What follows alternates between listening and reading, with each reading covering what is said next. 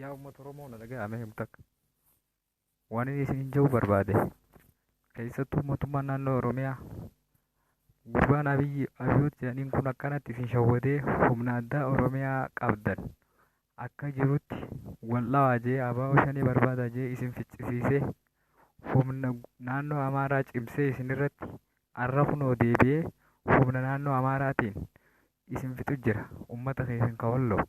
Uummata keenya kawalloo mee isin maaliif jirtan keessattuu mootummaan naannoo Oromiyaa ati shanii barbaadi isin jeetiin wal uummata keetirra waraana humna addaa qabdu woboorra ficcisiistee wal nyaachaa wal ficcisiisaa har'a kun harka qullaaftee mootummaan naannoo Oromiyaa bilisiginnaa fi kaabineen akkanas irra dhiichifti. Isin garuu ifiif deebisanii wal nyaattan har'a humni addaa naannoo Oromiyaa ta uummata mootummaa naannoo Oromiyaa keessa jiru uummata Oromoo irraa diinatti dhufe deebisuu dandeessu takka illee hin jirtu. Kanaafuu waboodhaaf osoo karaa gadhiistanii irra isinii wayya. Seenaa akkanaa qabattanii jiraachuu mannaa du'uu wayya. Keessaafuu mootummaan naannoo Oromiyaa akka waan takka illee yaada dhabe xiqqishollee akka nama sammuu hin qabne tokkotti eenyu gadeeti hangam takka illee taatu hin onnattu. Maaliif Oromoo dhiiga keetirra waraana bobbaasuu ni beekta akkamiin mootummaa nafxanyaa sanarra bobbaasuu dadhabde waraana qabdu. Wallaahi ajaa'iba tuni. Kanaafuu keessattuu humni addaa naannoo Oromiyaa kun hangi jirtan kalaa'uu kaan dhumtanii woboo barbaada deemuurraa if qusadhaa.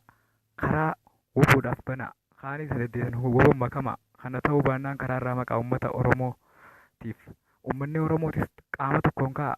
Maal akkanatti walitti eeguun eega namni keenya dhume booda walitti hirmattanii yaa Oromoo har'a boroo soowwattuu sirra zooruu jirti nafxanyaanii eega waraanni biyya qabate Abiyyi Ahmad kayfiin jiru Abiyoot kaasaa Oromoo fixuudhaaf murtee jira waraana humna addaa uummata keenya walloo ficcisiisaa jira ammallee tanarraa if bara keessaa mootummaan naannoo Oromiyaa fi uummanni waraana humna addaa jaamtan wallaahi falmadha olkaa dhugaa rabbi falmadhaadhaa qawwee deemtanii yoo diina keessatti dhukaasuu dadhabdan fidhaa ifajjeesa gootaa ta'a gantuun ta'ina luumaan ta'ina.